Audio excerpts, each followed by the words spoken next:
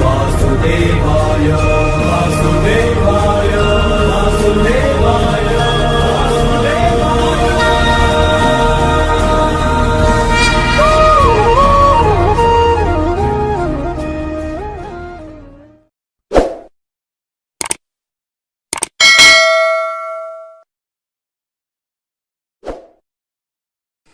शुक्लां वरदनं विष्णुं शशिवर्धनं चतुर्भुजं प्रसन्नवद्येध्यायेत् सर्वो विघ्नोपशान्तये।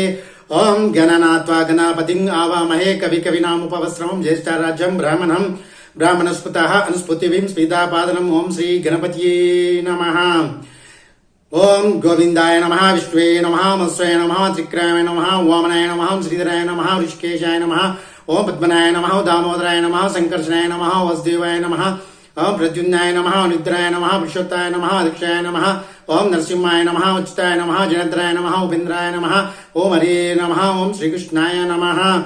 यशो नाम रूपाभ्यं यदेवी सर्वमंगला तयोः संस्मरणात् पुंसं सर्वतो जयमंगलं लाभस्तेषं जयस्तेषं कुरुस्तेषं पराभवाः एषमिन्दिवर्ष्यामो हृदयस्थो जनार्दन आपदमपहर्तारं दातारं सर्वसम्पदां लोकाभिरामं श्रीरामं भूयो भूयो नमाम्यहं सर्वमंगला मांगल्ये शिवे सर्वदा शरण्ये त्र्यंबका देवी नारायणी नमोस्तुते। ओं लक्ष्मीनाराभ्यां नमः, ओं उमामहेश्वराभ्यां नमः, ओं वाणी हिरण्यगर्भाभ्यां नमः, ओं शशिपुरंदराभ्यां नमः, ओं अरुन्धती वशिष्ठाभ्यां नमः, ओं श्री सीतारामाभ्यां नमः, ओं सर्वेभ्यो ब्राह्मणेभ्यो महाजनेभ्यो नमः। अयं मुहूर्तो सुमुहूर्तोऽस्तु। ఏడుకొండల వెంకటరమణ గోవింద గోవింద। స్వస్తి శ్రీ క్రోధీనామ సంవత్సర శుభాకాంక్షలు మరియు ఉగాది శుభాకాంక్షలు। 2024-2025 సంవత్సరము ఇది స్వస్తి శ్రీ క్రోధీనామ సంవత్సరము। ఈ స్వస్తి శ్రీ క్రోధీనామ సంవత్సరం యొక్క పంచాంగ ఫలితాలు తెలుసుకుందాము। స్వస్తి శ్రీ చంద్రమాన శ్రీ క్రోధీనామ సంవత్సరము రాజాది నయనఖ అంటే రాజు కుజుడు, మంత్రి శని, సైన్యాధిపతి శని, సస్యాధిపతి కుజుడు, ధాన్యాధిపతి చంద్రుడు, అర్ఘ్యాధిపతి శని, మేఘాధిపతి శని, రసాధిపతి గురుడు, నీరాసాధిపతి కుజుడు। అయితే ఈ స్వస్తి శ్రీ క్రోధీనామ సంవత్సరంలో నాయకులతో 2 ఆధిపత్యములు, శుభగ్రహములకు 7 ఆధిపత్యములు, పాపగ్రహములకు వచ్చుట చేత కేంద్ర రాష్ట్ర ప్రభుత్వాల పరిపాలన కొద్దిగా స్వల్పంగా మార్పులు చెందును। తర్వాత దేశ అభివృద్ధి అనేది ఎక్కువగా చెందును। అయితే ఎక్కువగా మనకు పరిశోధన అని చెప్పంటే అంతరిక్ష పరిశోధనలో విజయం సాధిస్తాము। తర్వాత మన భారతదేశం యొక్క పేరు ప్రతిష్టలు గడిస్తాము। అంటే అత్యధిక గొప్పగా అంటే మన యొక్క భారతదేశ సంస్కృతిని గొప్పగా చెప్పుకునే అవకాశము ఈ సంవత్సర కాలంలో ఉంటుంది। ఇది ఇతర దేశాలు మన దేశాన్ని పొగుడుతూ ఉంటారన్నమాట। ఈ యొక్క స్వస్తి శ్రీ క్రోధీనామంలో వచ్చు మన యొక్క విజయాలు అని చెప్పుకోవచ్చు। ఈ స్వస్తి శ్రీ క్రోధీనామ సంవత్సరంలో మకర సంక్రాంతి పురుష పుణ్యకాలము, పురుషుని యొక్క లక్షణాలు ఎలా ఉండబోతున్నాయో తెలుసుకుందాము।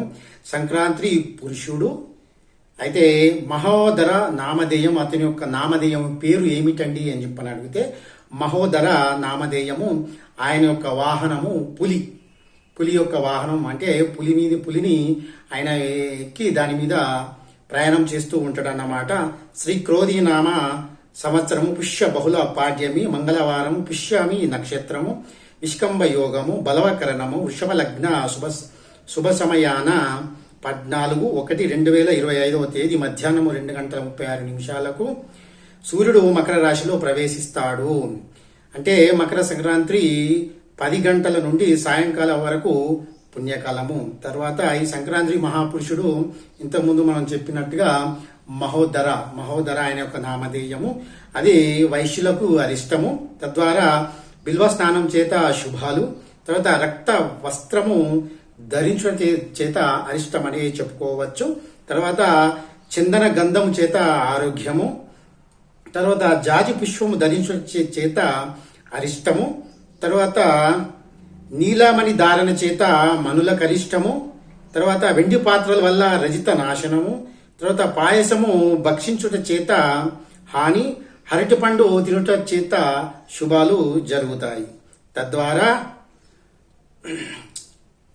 బిండి వాలము అంటే యుద్ధ భయము, అంటే మన అనే పులి వాహనము చేత ఆ యొక్క మనకు అడవి మృగాలకు అనేటి భయం ఉంటుంది. తర్వాత బిండి వాలము అని చెప్పంటే బిండి వాలం ఇట్లా పట్టుకుంటారు కదా, బిండి వాలము అది యుద్ధ భయము. తర్వాత దక్షిణ దిక్కుగా ప్రయాణం చేస్తూ ఉంటాడు, అంటే దక్షిణము దిక్కుగా ప్రయాణం చేస్తాడు కాబట్టి ఆ దేశ ప్రజలకు అరిష్టమని చెప్పుకోవచ్చు. తర్వాత ఖడ్గము పీడ, అంటే మనం ఏంటంటే ఖడ్గం ఇట్లా పట్టుకొని వస్తున్నాడు కాబట్టి అది పీడగానే చెప్పుకోవచ్చు, అశుభకార్యమే అని చెప్పుకోవచ్చు, శుభాలు అనేటివి జరగవు అని చెప్పని చెప్పుకోవచ్చు.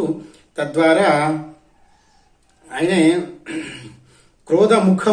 క్రోధముఖము చేత ప్రజలకు పీడ ఉంటుంది. తర్వాత కృష్ణపక్షం వల్ల సువృష్టి ఆరోగ్యము, తర్వాత తిథిపాడ్యమి వల్ల క్షేమము, మంగళవారం వల్ల రోగ బాధలు, తద్వారా పగటి సమయంచే రాజులకు హాని కలుగుతుందని చెప్పని చెప్పుకోవచ్చు.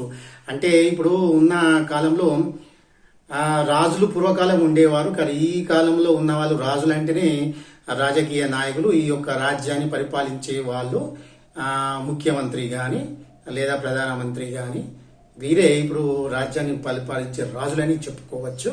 అయితే వీరికి మధ్యస్థ సమయం అని చెప్పంటే మిట్ట మధ్యాహ్నం అట్లా వచ్చేసరికి కొద్దిగా రోగ బాధలు కానీ తర్వాత బాధలు కానీ భయం కానీ కలుగుతుంది అని ఈ స్వస్తి శ్రీ క్రోధి నామంలో చెప్పుకోవచ్చు. తదుపరి ఈ సంక్రాంతి పురుషుడు 8 విశాల నేత్రాలు గలవాడు, అంటే అతనికి సంక్రాంతి పురుషునికి విశాల నేత్రాలు 8 ఉంటాయి. తర్వాత ఇంకొకటి 8 వ్రేలాడు కనుబొమ్మలు అని చెప్పంటే మనం చూసుకున్నట్టయితే వృద్ధులు ఎవరైతే ఉన్నారో 80 నుంచి 90 సంవత్సరాలు 100 సంవత్సరాలు జీవించి ఉన్న వృద్ధులను చూసుకున్నట్టయితే వారికి ఈ యొక్క నేత్రాలు ఇట్లా వ్రేలాడుతున్న నేత్రాలు లెక్క కనబడతాయి, కనుబొమ్మలు అలా ఉంటాయి అన్నమాట. తర్వాత పొడవైన ముక్కులు కలిగి ఉంటాడు. తర్వాత 8 భుజాలు 4 ముఖాలు కలిగి ఉంటాడు. తర్వాత 8 చెవులు కలిగిన అలాంటి రూపం దాల్చుకొని ఉంటాడు. తర్వాత ఇతని యొక్క ఎత్తు ఎంత అండి అని చెప్పని మీరు అడగచ్చు. ఆయనకు 100 యోజనాల ఎత్తు ఉంటాడు. 100 యోజనాలు అంటే మన ఈ కాలంలో ఈ కలియుగంలో మనం లెక్క కట్టినట్టయితే 100 కిలోమీటర్లు లెక్కేసుకోండి. 100 కిలోమీటర్ల హైట్ ఉంటాడు. 12 కిలోమీటర్ల వెడల్పు ఆయన శరీరము అలా ఉంటుంది అన్నమాట. అతడు ఈ యొక్క పులి వాహనం మీద ఎక్కి దక్షిణం దిక్కు వస్తూ ఉంటున్నాడు. అయితే ఇటు తూర్పు దిక్కు ప్రజలకు, తర్వాత ఉత్తరం దిక్కు ప్రజలకు శుభమే జరుగుతుంది. తర్వాత దక్షిణ మధ్య దేశం వాళ్లకు మాత్రము కొద్దిగా అరిష్టం అనేది చెప్పుకోవచ్చు. వారికి రోగ బాధలు, తర్వాత అధిక వర్షాల వల్ల వారికి కొద్దిగా అశుభాలే జరుగుతాయి, శుభమనే జరగదని చెప్పుకోవచ్చు. ఈ స్వస్తి శ్రీ క్రోధి నామ సంవత్సరంలో ఈ యొక్క పురుషుడు మహాధర నామధేయం గల పురుషుడు, తర్వాత ఈ యుగ పురుషుడు అలా వస్తున్నాడు. అతని యొక్క వాహనము పులిగా. స్వస్తి శ్రీ క్రోధి నామ సంవత్సరంలో జలలగ్న లేదా వర్ష లగ్న ఫలితాలు తెలుసుకుందాము. అయితే ఈ సంవత్సరము అంటే వర్ష లగ్నాధిపతి గురువు, జల లగ్నాధిపతి ధను. అయితే అయినందున ఉత్తర తూర్పు దేశాలకు మంచి జరుగుతుంది, సుభిక్షంగా ఉంటారు. ఇక మధ్య దేశమైన దక్షిణానికి, తర్వాత అది నైరుతి మూలకు, అది ఆగ్నేయము నైరుతి ఈ యొక్క మూలకు కానీ దక్షిణ దిక్కు కానీ వారికి రోగము ఆదిత్యత ఎక్కువ ఉంటుంది. తర్వాత వారికి వర్షం వల్ల పీడలు రోగాలు అనేటివి ఎక్కువ వస్తాయి, పంట నష్టం అనేది జరుగుతుంది. తర్వాత ఈ సంవత్సర కాలంలో మనము ఈ యొక్క వర్షాలు ఎలా ఉంటున్నాయి అనేది మనం తెలుసుకున్నాము. ఈ వర్ష యోగములు ఎలా ఉంటున్నాయి అని చెప్పని తెలుసుకున్నాము. అయితే మనకు ఈ వర్షాలు సకాలంలో పడితేనే పాడి పంటలు సమృద్ధిగా పండుతాయి, రైతన్నలు సుఖ సంతోషాలతోటి ఉంటారు. రైతు సుఖ సంతోషాలతో ఉంటే మాత్రమే మనము మన భారతదేశం అంతా సుఖ సంతోషాలతోటి ఉంటది, విరజిల్లుతూ ఉంటది, అభివృద్ధి చెందుతూ ఉంటది. ఎందుకనగా అని చెప్పంటే రైతే రాజు, రైతు దేశానికి వెన్నుపూస లాంటి వాడు. అంటే వెన్నుపూస లేకపోతే, ఒక మనిషికి వెన్నుపూస అని లేకపోతే మనము లేచి నిలబడలేము. కాబట్టి వెన్నుపూస లాంటి వాడు రైతు. రైతు సుభిక్షంగా ఉంటే మన భారతదేశం కూడా సుభిక్షంగా ఉంటది. ఎందుకంటే అన్నదాత ఆయన. అన్నదాత అంటే అన్నం పెట్టేవాడు రైతు. నువ్వు ఎంత అభివృద్ధి చెందిన కానీ, ఎన్ని రాకెట్లు పంపించినా కానీ, ఎన్ని కొత్త కొత్త వస్తువులు మీరు కనుగొన్నా కానీ, మీకు ఆహారం లేకపోతే ఇవన్నీ కనుగొనలేరు. సైన్స్ నేను తక్కువ అనట్లేదు, కానీ రైతన్న గొప్పవాడు. తర్వాత సైన్స్ కూడా గొప్పదే అని చెప్పి చెప్పుకోవచ్చు. దానికి ముందు రైతన్న అనేది గొప్పవాడు అని చెప్పని చెప్పుకోవాలి. ఎందుకంటే అన్నము అంటే అన్నపూర్ణాదేవి, అన్నము అంటే అన్నదాత, అన్ని కలిసిన వారే ఈ యొక్క రైతులు. కాబట్టి మనకు తర్వాత మన తాగడానికి నీరు ఎలా ఉంటుందో, ఎంత అవసరమో రైతుకు కూడా అంతే అవసరం ఈ దేశానికి. అయితే ఇంకోటి, ఈ సంవత్సర కాలంలో వర్షాలు ఎలా ఉండబోతున్నాయని తెలుసుకుందాము. అయితే ముందుగా వచ్చేసి చైత్రమాసంలో వేడి క్రమంగా పెరుగుతుంది, వేడి గాలులు వీధిస్తూ ఉంటాయి. తద్వారా వైశాఖ మాసము అంటే మే నెల అని చెప్పంటే మే నెలలో వేడి గాలులు వీస్తాయి, ఎండ తీవ్రత పెరుగుతూ ఉంటుంది. తర్వాత మన వైశాఖ మాసంలో ఇంతకుముందు చెప్పుకున్నాం కదండి. తర్వాత జ్యేష్ఠ మాసంలో ఇది కొంచెం మార్పులు కలుగుతుంది, ఎండ తీవ్రత తగ్గుతూ ఉంటుంది. అంటే జూన్ మాసం అన్నమాట. తర్వాత జూలై ఆషాఢ మాసము.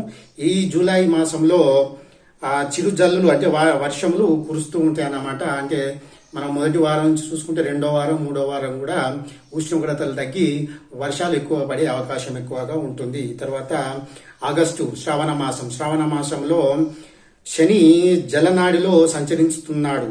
అప్పుడు వాయువుతో కూడిన వర్షములు కురుస్తూ ఉంటాయన్నమాట. అంటే ఎక్కువగా వర్షాలు కురుస్తాయన్నమాట. తర్వాత భద్రపద మాసం అంటే సెప్టెంబర్ మాసంలో వాయువుతో కూడిన అతి భారీ వర్షాలు కురుస్తాయి. తద్వారా ఐశ్వీజ మాసము తీసుకున్నట్టయితే ఇది అక్టోబర్ మాసము. అయితే ఈ మాసంలో తీసుకున్నట్టయితే వాతావరణ మార్పులు కలుగు, చిరుజల్లులు అంటే అప్పటికి ఈ వర్షాలు తగ్గి అక్కడక్కడ చిరుజల్లులు పడుతూ వెళ్తూ ఉంటాయి అన్నమాట. తర్వాత కార్తీక మాసం అని చెప్పంటే నవంబరు.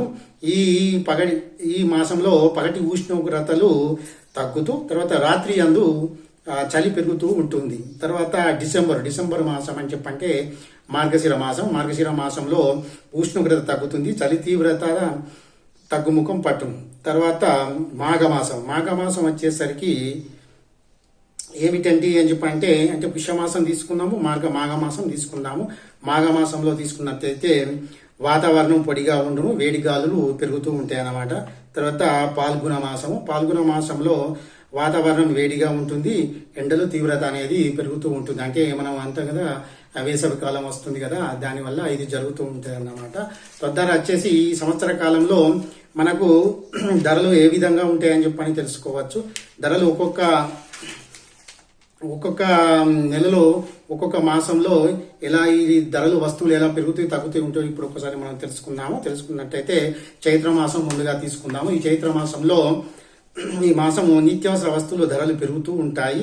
అంటే మనం రోజువారీ వాడే వస్తువులు నిత్యావసర వస్తువులు కాబట్టి అవి ఎక్కువ పెరుగుతూ ఉంటాయి. తద్వారా పెట్రోల్ డీజిల్ ధరలు స్వల్పంగా పెరుగుతాయి. తర్వాత వెండి బంగారము ధరలు స్వల్పంగా పెరుగును. తద్వారా ఎలక్ట్రానిక్ ధరలు కొంచెం పెరుగుతూ ఉంటాయి అని చెప్పంటే ఇది చైత్ర మాసం కాదండి, చైత్ర మాసం కాబట్టి ఇందులోని ఎండ తీవ్రత ఎక్కువ ఉంటుంది కాబట్టి ఎలక్ట్రానిక్ వస్తువులు అని చెప్పంటే ఏసీలు, కూలర్లు వగైరా వస్తువులు అనేటివి రేట్లు అనేవి పెరుగుతాయి. మనం సాధారణంగా చూస్తూ ఉంటాము, అలాగే పెరుగుతూ ఉన్నాయి ఈ చైత్ర మాసం స్వస్తి శ్రీ క్రోధినామ సంవత్సరంలో.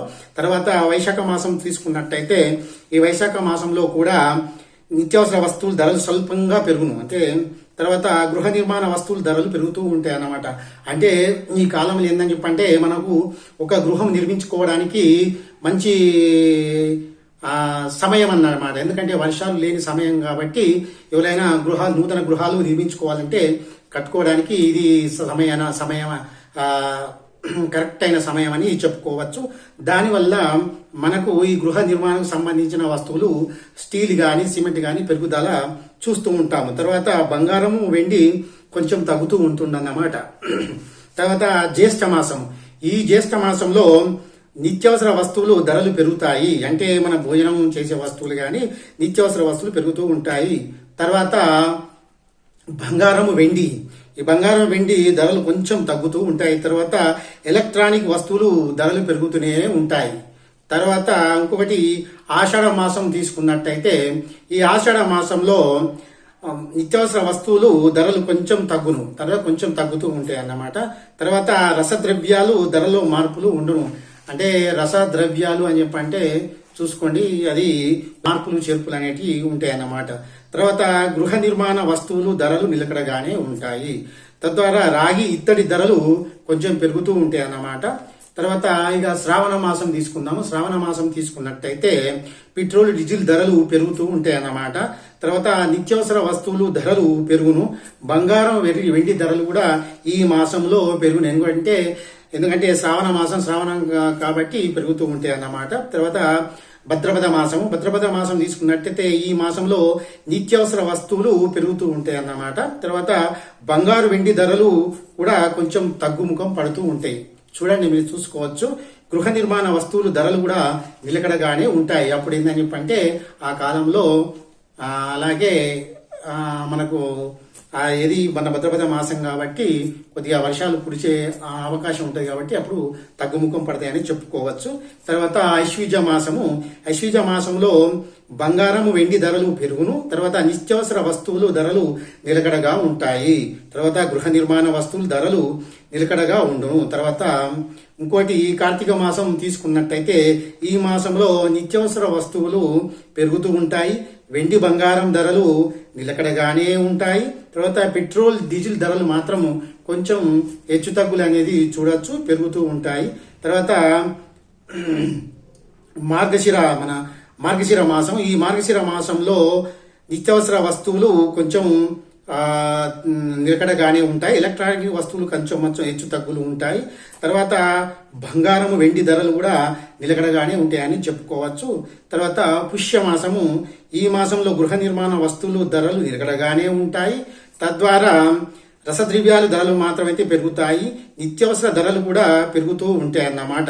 తర్వాత మాఘమాసం వచ్చేసరికి ఈ మాఘమాసంలో నిత్యావసర వస్తువులు నిలకడగానే ఉంటాయి.